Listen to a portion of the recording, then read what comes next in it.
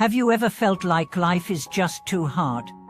Like no matter how much you pray, how hard you try, or how deeply you believe, things just never seem to get better? Have you wondered whether your suffering is just your fate? Welcome back to the channel. I'm so grateful you're joining us today, because what we're about to explore is more than a story. It's a journey from the darkest corners of human suffering into the transformative power of faith, clarity, and inner resilience. In this episode, we'll walk with a woman whose life was filled with pain, poverty, betrayal, humiliation, loss, and yet, through it all, she did not remain a victim. She became a beacon. Her path from desperation to realization is a testament to the truth that even the heaviest karma can be transformed when the heart refuses to give up. Let's begin at the beginning, not with ease or fortune, but with hardship. She was born into a broken family. Her father was an alcoholic, her mother constantly ill. As the eldest of 4 children, she became a caregiver before she even understood what childhood meant. At age 7, she was cooking, cleaning, protecting her siblings from her father's outbursts, and holding her mother through crying fits that never seemed to end. There was no room for dreams, no time for rest. Every day was survival.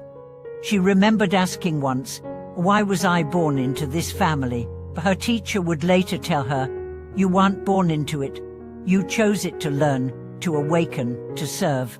That answer didn't make the pain go away, but it gave it purpose. At age 16, she was married off to a man twice her age, a marriage not of love, but of transaction. One less mouth to feed, her relatives whispered. Her husband was cruel, not physically abusive, but emotionally absent. He treated her like a maid, a trophy, a burden. No tenderness, no respect. Her in-laws criticized everything she did, her friends disappeared, and her body, already fragile, began to weaken. Twice she miscarried, and with each loss, she lost a little more of herself. By the time she turned 30, she was a shadow. People said she was lucky her husband had money, she lived in a decent house, but inside, she was empty. Her heart was a graveyard of silent screams.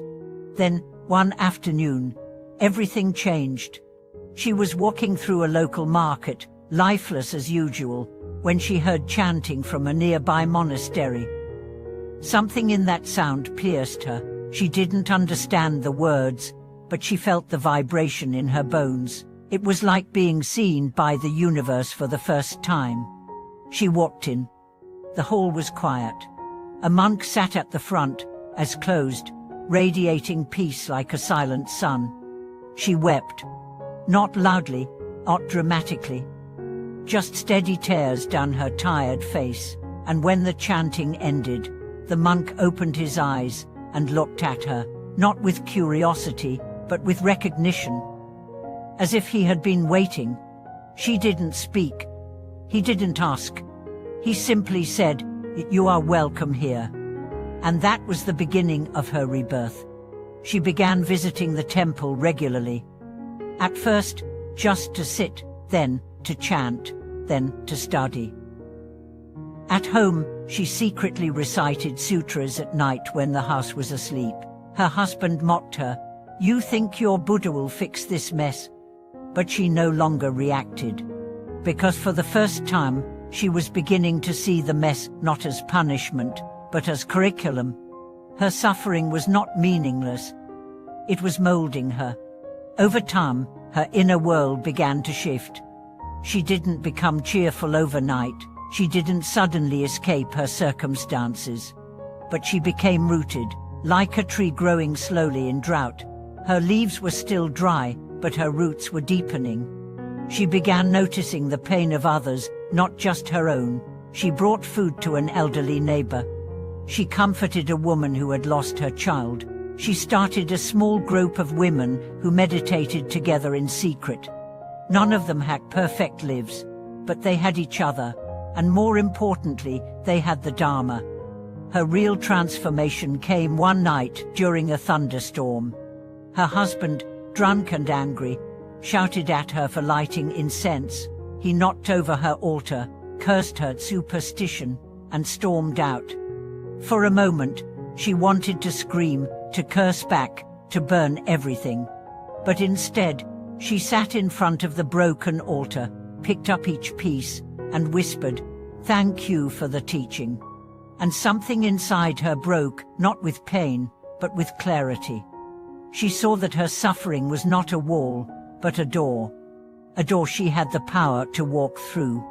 From that night forward, she stopped identifying as a victim. She didn't seek pity. She didn't seek revenge. She practiced, not to escape her life, but to sanctify it. She started rising before dawn, offering water and light. She began keeping precepts. She saved money from household chores to buy rice for beggars. She fasted on full moons. She read biographies of enlightened women. She meditated until her legs ached, and then she meditated more. She was still poor, still uncelebrated, still surrounded by criticism. But inside, she had become a lioness. One day, her husband fell ill. None of his friends came to help, but she stayed, cooked, cleaned, prayed. He looked at her with tears in his eyes. "Why are you still here?" She replied, "Because the Buddha didn't abandon me." "How could I abandon you?" That moment broke him. He began joining her at temple, not because he believed, but because he saw what it had done for her. Eventually, he began to change. Slowly, silently, but change he did. Years later, he would tell his grandchildren, "I thought I married a weak woman. I didn't know I had married a Bodhisattva." Her story is not rare. It is happening in silent hearts across the world, people who turn their deepest wounds into their greatest wisdom.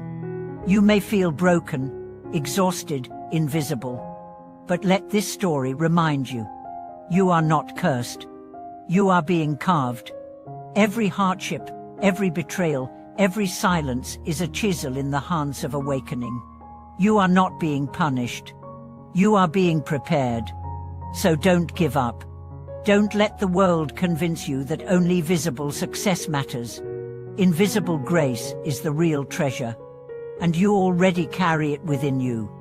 If this story moved you, share your thoughts in the comments. Do you know someone whose strength was born from pain? Are you walking that path yourself? Let's uplift each other.